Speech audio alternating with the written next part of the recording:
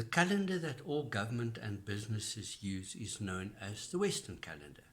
In 1949, Chairman Mao Zedong of the People's Republic of China announced that China would adopt this calendar. What this meant is that your grandfather could make an appointment with anyone, anywhere in the world, and both parties would be assured that they would arrive at the correct time for a given place. This was a great milestone in human development, and this event happened only about 70 years ago. Incredible.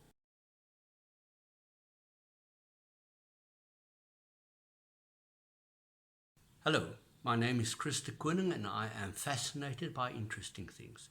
This is one of a series of videos on the calendar. In this specific video, we are going to look at how various calendars developed into the Western calendar that we are using today. In the description to this video is a link to a previous video that I have made on the calendar. In the previous video, we looked at how our forefathers survived because they could predict the seasons. I start the story of the Western calendar by referring to the ancient Roman calendar. What is important is to note that whatever calendar I refer to was influenced by an even older calendar. In other words, the ancient Roman calendar, as the starting point for this video, was influenced by an even older Greek calendar, which in turn was influenced by an even older Babylonian calendar. The original Roman calendar was based on lunar cycles. A month is one orbit of the moon. This calendar came into being when Rome still had kings. According to legend, early Rome was created by two brothers called Romulus and Remus. Romulus was the first king of Rome and created the first calendar of Rome. The first 4 months were named after gods. The first month of the year was March. In Italy, which is in the Northern Hemisphere, this is the month when winter starts to dissipate, and it was a time that they could mobilize for war. The month of March is thus the start of the new year in which war could be waged, and is aptly named after the planet Mars, which was a Roman god of warfare. Just remember that in March, the Roman soldiers received their marching orders. Soon after the thaw of winter in late March, spring followed, and this was their second month, called Aprilis, which in Latin means to open, as the flower buds opened. Another interpretation is that the name for April is taken over from the Greek Aphrodite or Aphrodite, which was the Greek goddess of love. It is springtime after all. From the 5th month onward, they used appropriate numerals to name the month. For example, the 5th month is called 5 or quintilis in Latin. Decem is Latin for 10th. This calendar was inaccurate because in a solar year of 365 days, the moon orbits the earth more than 12 times, and King Romulus created only 10 months. There was a discrepancy of approximately 60 days, so they just added extra days and holidays in between to make up the year. As you can imagine, this calendar was not very successful. The calendar was improved by the second Roman king. His name was King Numa Pompilius. This calendar had 13 months. The year still began in March, when it was a good time to go to war. The first 10 months remained exactly the same as in the calendar by Romulus, but another 3 months were added at the end. The 11th month was named after the god Janus, or January. The 12th month was named February, which was a festival of springtime purification, or February. The 2 months together had 61 days.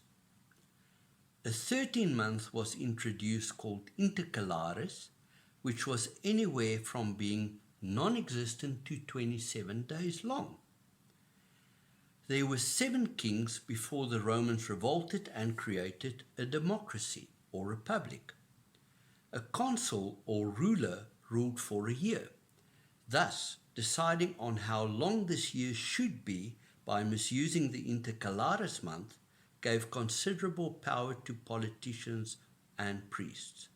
After a few hundred years of messing around with the calendar due to political dictates meant that the calendar totally went out of synchronization with the real rotation of the earth around the sun. Something had to be done, and the person who reformed the calendar is none other than the famous Julius Caesar. In the year 45 BC, he reformed the calendar. It became known as the Julian calendar, not to be confused with the Julian day calendar. Julius Caesar based his new calendar on solar cycles, thus creating a solar calendar. In order to realign the year to a logical starting point, the previous year, 46 BC, was the longest calendar year in history. It had 445 days and was known as the Year of Confusion. You can see that he did away with the 13th or intercalaris month, where the year started at the end of winter, the month of March. Julius Caesar had the year starting in the middle of winter, in January. The order of the month remained the same, but he moved the 11th and 12th month from the end of the year and made them the first and second month at the beginning of the year. February had only 28 days. Because the solar year is not exactly 365 days long, but 365 and a quarter days, a 29th day was added to February every 4 years. The rest of the calendar is pretty much the same, except that the order of the months were out of synchronization with their names. The months whose names were numbers, such as quintilis or 5th month, now became the 7th month. That is why Decem, the 10th month, is now actually the 12th month. Just a side note, after Julius Caesar was assassinated, a month of the calendar was renamed after him. So the 7th month name was changed from Quintilis to Julius, or July as we call it today. The next emperor after Julius Caesar was Gaius Octavius. Octo means 8. He renamed the 8th month after himself. Thus Sextilis, which means 6 but became the 8th month, was renamed to the chosen name of Gaius Octavius, who was Emperor Augustus. The solar or tropical year is 365.242189 days long, with a variance of approximately 30 minutes per year. The calendar devised by Julius Caesar was 365 and a quarter days long. There's a very small difference between the calendar that Julius Caesar devised and the actual tropical year, but over a time period of nearly 1,600 years, this small difference built up to a discrepancy of approximately 10 days. This discrepancy became very problematic for the Roman Catholic Church in trying to determine the correct time to hold Easter. There were a few attempts made to reset the calendar. Initiatives were taken by Pope Julius II and by Pope Leo X, but their attempts were foiled by events such as warfare and plagues.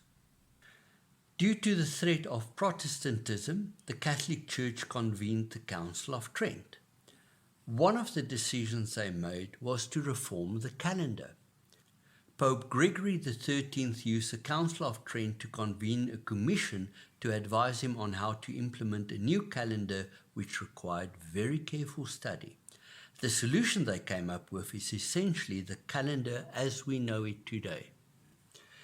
In 1582, most Catholic countries such as Spain, Portugal, France, Poland, Italy, and a few others adopted the Gregorian calendar, also referred to as the Christian or the Western calendar. The synchronization occurred in October 1582. A total of 10 days was deducted from the calendar in order to synchronize the old Julian calendar with the real tropical year. The last day of the Julian calendar was 4 October, a Thursday. The next day, the Friday, was changed to 15 October. This calendar was a success. All countries in the world adopted this calendar. In my opening statement, I said that the last country to adopt this calendar was China in 1949.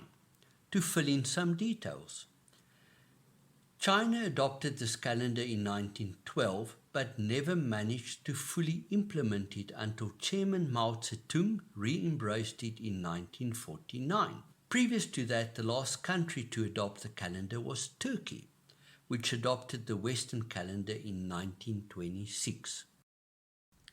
Just a side note, all the countries in the world use this calendar, which is known as the Western or Gregorian calendar, or even referred to as the Christian calendar. Please take note that this is true in the sense that the Gregorian calendar is used to synchronize the calendars of businesses and governments because it is practical. There are, however, many alternative calendars used by a variety of cultures that run concurrent to the Western calendar. The calendar with the second largest users is the Chinese lunar-based calendar, followed by the Islamic calendar. Who would ever have thought that a boring topic such as the development of the Western calendar could be so interesting? I hope that this video stimulated you and inspired you to read more on the topic. Until next time.